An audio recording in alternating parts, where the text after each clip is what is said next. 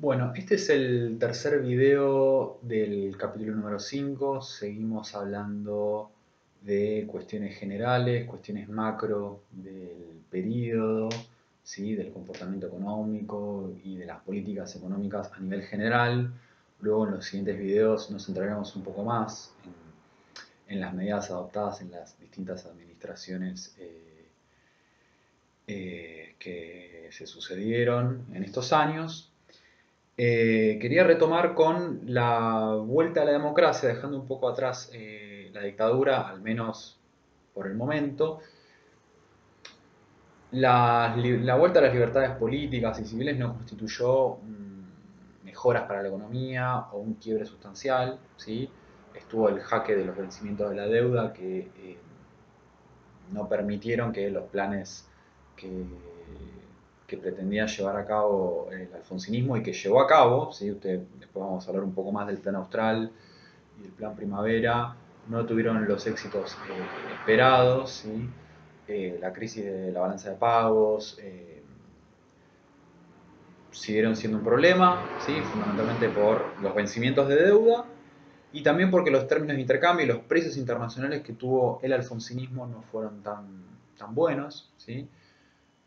Naturalmente estos dos factores llevaron a que no haya la cantidad de divisas suficientes para mantener o para reflotar un modelo industrialista, pro-industria, ¿sí? Este, y además los problemas referidos a la inflación y a la alta inflación y luego a la hiperinflación van de alguna manera a terminar en una crisis terminal para el gobierno de Alfonsín, hasta el punto de que no solamente van a ganar las elecciones el partido justicialista, ¿sí? El partido rival, ¿sí? Alfonsín era parte de la Unión Cívica Radical, no solamente que su partido no va a ganar, sino que Alfonsín va a tener que dejar la presidencia de manera anticipada en el contexto de la hiperinflación del año 89, de los primeros meses del año 89. De hecho, bueno, el gobierno se lo deja en julio del 89 a Menem, ya hablaremos un poco más de todo esto. Tampoco es que Menem va a solucionar las cosas tan rápidamente, ¿sí?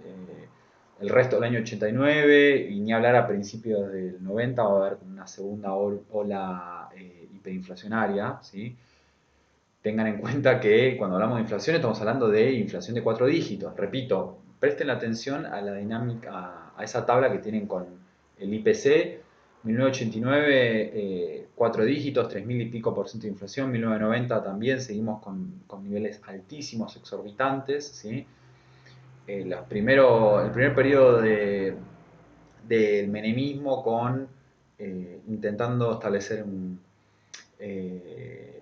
una receta que no solucionó los problemas, ¿sí? Que se le suele llamar al primer periodo de Menem como el plan Bunge-Born, ¿sí? Por los primeros dos ministros de Economía, que eran Miguel Roy y Rapanelli, ¿sí?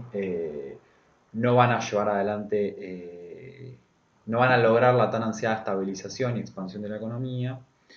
Luego veremos con Cavallo que con la ley de convertibilidad sí se va a lograr establecer un tipo de cambio fijo y convertible, ¿sí? Inicialmente a $1 a 10.000 australes, que era la moneda de curso legal en ese momento, ya profundizaremos sobre eso, y la aparición del peso argentino, ¿sí? También fijado en un peso argentino de 10.000 australes, por ende el famoso 1 a 1, ¿sí? Que veremos de qué manera se logra esa estabilidad, ¿sí? Esa expansión que duró hasta el año 94, ¿sí? Esa expansión del PBI que en los 80 había sido una performance muy mala de la evolución del producto, también presten atención a eso, ¿sí? Luego hay una recuperación con la convertibilidad, una baja inflación. Van a ver que desde el año 91 si en el 90 tuvimos 2.000 y pico de inflación, para el año 94 vamos a estar hablando de un número alrededor del 4 y pico por ciento de inflación. Para 1996 ya estamos rondando el 1% de inflación, ¿sí? Estamos hablando de una gran reducción con un crecimiento del PBI que también estuvo acompañado de un nuevo proceso de apreciación cambiaria, ¿sí? El gobierno con la convertibilidad nace con un 1 a 1, ya nace el peso argentino siendo fuerte y se va a ir apreciando cada vez más, ¿sí? Porque el tipo de cambio va a ser fijo y la convertibilidad venía a quedarse, había llegado para quedarse para siempre. Una apertura importadora, una gran apertura importadora, ¿sí? Liberalización de todo tipo de controles, ¿sí? Repito, estos tres momentos respecto del endeudamiento, bueno, les había dicho, 77-81, bueno, había sido un gran crecimiento del endeudamiento y del proceso de fuga de capitales. Eso en el periodo menemista esa dinámica se vuelve a acrecentar, ¿sí? Que va a permitir mantener esta política cambiaria, ¿sí? No solamente eso, sino que después vamos a hablar también de la ley de emergencia económica y la ley de reforma del Estado, ¿sí? Que se da antes de la convertibilidad, ni bien en los primeros meses de gestión de Menem, que va a permitir también un gran ingreso de divisas, la venta de los activos del Estado, es parte de estas reformas de las que hicimos alusión sobre el consenso de Washington, ¿sí? Argentina va a ser un gran alumno, el mejor alumno del consenso de Washington, ¿sí?